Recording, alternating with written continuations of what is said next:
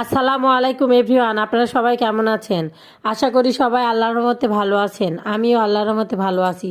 আজকে আমি রান্না করব লেয়ার মুরগির মাংস। এই জন্য আমি এখানে 1 কেজি মুরগির মাংস নিয়েছি। মাংসটাকে আজকে আমি হাত দিয়ে মাখিয়ে রান্না করব। এজন্য নিয়ে নিচ্ছি 1 কাপ পেঁয়াজ কুচি, নিয়ে নিচ্ছি 1 চা চামচ আদা বাটা, 1 চা চামচ রসুন বাটা, 1 চা চামচের একটু কম হলুদের গুঁড়া। আমার হলুদের কালারটা অনেক সুন্দর আসে, এজন্য হলুদটাকে একটু কম দিচ্ছি।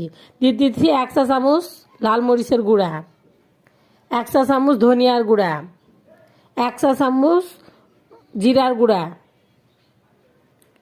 1 চা চামচ লবণ।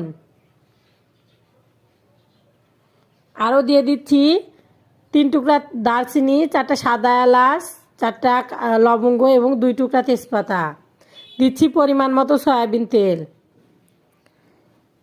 সবগুলো উপকরণ দিয়ে আমি মাংসটাকে হাত দিয়ে সুন্দরভাবে মাখিয়ে নেব।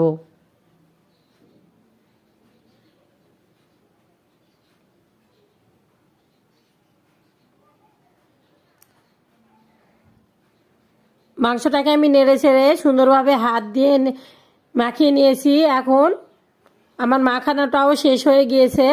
এ পর্যায়ে আমি দিয়ে দিচ্ছি আমার হাত ধুয়ে পানি দিচ্ছি মাংসটা সিদ্ধ হওয়ার জন্য। পানি দিয়ে আমি মাংসটাকে একটু নেড়ে ছেড়ে এখন ঢাকনা দিয়ে চুলায় বসিয়ে দিচ্ছি।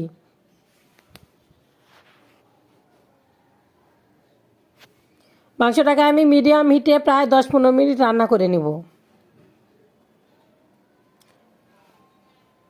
10-15 মিনিট পরে আমি ঢাকনাটা উঠিয়ে এখন মাংসটাকে সুন্দরভাবে নেড়ে ছেড়ে কষিয়ে নেব।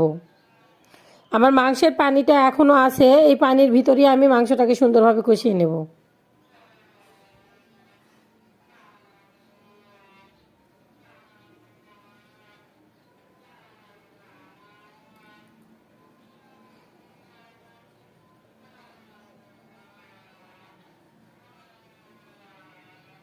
মাংসটা প্রায় আমি 5-6 মিনিট কষিয়ে নিয়েছি। আমার পানিটাও শুকিয়ে এসেছে।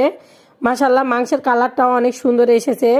এভাবে আমি আরও কিছুক্ষণ মাংসটাকে কষিয়ে নেব।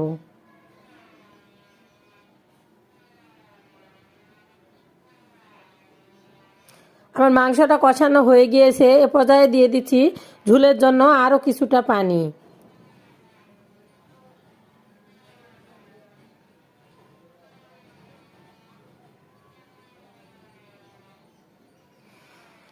পানি দিয়ে আমি মাংসটাকে সুন্দরভাবে নেড়ে চেড়ে নিচ্ছি।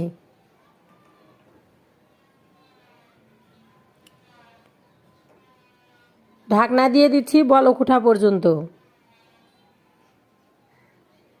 কিছুক্ষণ পরে বলক ওঠার পরে আমি দিয়ে দিচ্ছি এ পর্যায়ে ফ্লেভারের জন্য 3-4টা কাঁচামরিচ।